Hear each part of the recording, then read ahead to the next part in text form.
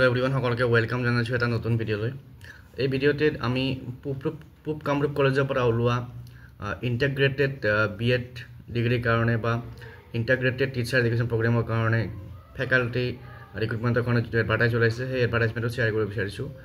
গতিকে যিসকলে ইণ্টাৰেষ্টেড পূব কামৰূপ কলেজত ফৰ্মখন ফিল আপ কৰি পেলাই এপ্লিকেশ্যনখন ছাবমিট কৰিব পাৰে। তো ইয়াতে প্ৰথমতে আছে বিএড কোৰ্চৰ কাৰণে প্ৰথমতে program head professor in education or associate professor in education এটা ভেকেঞ্চি আছে। কোৱালিফিকেশ্যন দেখিছে ইয়াতে কি লাগিব। তাৰপিছত assistant professor in liberal discipline and pedagogy. তো ইয়াতে আছামিছৰ দুটা ভেকেঞ্চি আছে, ইংলিছৰ দুটা, ইকনমিক্সৰ এটা, এডুকেশ্যন এটা, হিষ্ট্ৰী এটা, ফিলচফি এটা, পলিটিকেল এটা, জিঅ'গ্ৰাফি এটা। Qualification post graduate degree concerned subject with 55% আৰু বিএড ডিগ্ৰী উইথ 55%, তাৰ লগতে নেট স্লেট নাইবা PhD ইন কনচাৰ্ণ ছাবজেক্ট। আৰু যিসকলৰ MA আছে তেওঁলোকে প্ৰিফাৰেঞ্চ পাব, নাইবা PhD থাকিলেও প্ৰিফাৰেঞ্চ পাব। তাৰপিছত assistant professor in liberal discipline for BSc BEd course, physics, chemistry, zoology, botany, mathematics চবতে এটা পোষ্ট আছে। Qualification same post graduate degree in concern subject with BEd and NET SLET or PhD।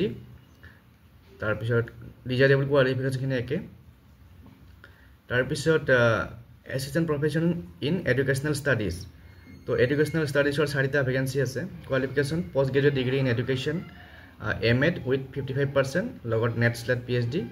আৰু যিসকলৰ psychology, philosophy বা ছচিয়লজিত master degree আছে তেওঁলোকে preference পাব। তাৰপিছত assistant professor in health and physical education, part টাইমৰ ভেকেঞ্চি এইটো। আৰু qualification master of physical education MPEd with 55%। তাৰপিছত এছিষ্টেণ্ট প্ৰফেসৰ আৰ্ট এডুকেশ্যন এটা vacancy part time. Qualification post graduate degree in performing arts or visual arts with minimum 55% marks. তাৰপিছত career guidance and কাউন্সেলিঙৰ এটা vacancy আছে part time. Appropriate qualification in guidance and counselling, salary negotiable. তো ইয়াতে এখন application form আছে। এই ফৰ্মখন ফিল আপ কৰি পেলাই আপোনালোকে এপ্লাই কৰিব পাৰিব। ফৰ্মৰ লগত যি নেচেচাৰী ডকুমেণ্টছ লাগে এটচেট্ৰা, যি ইনফৰমেশ্যন ইয়াত লিখিব লাগে গোটেইবিলাক লিখি পেলাই এপ্লাই কৰিব পাৰিব।